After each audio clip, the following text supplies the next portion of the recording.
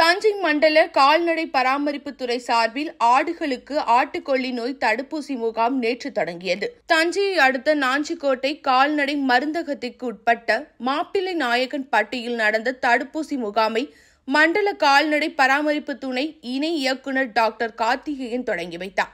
அப்போது அவர் கூறுகையில், இந்த நோய் கொடிய வைரஸ் கிருமிகளால் பரவுகிறது. தஞ்சை மாவட்டத்தில் இந்த தடுப்பூசி முகாம் 30 நாட்களுக்கு தொடர்ந்து நடைபெறுகிறது.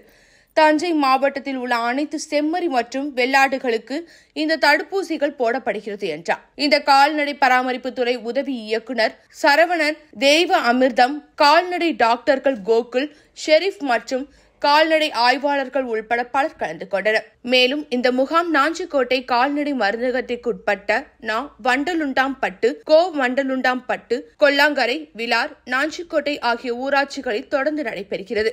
மாப்பிள்ளை நாயக்கன் பட்டியில் நடந்த முகாமில் 300க்கும் மேற்பட்ட ஆடுகளுக்கு இந்த தடுப்பூசிகள் போடப்பட்டது.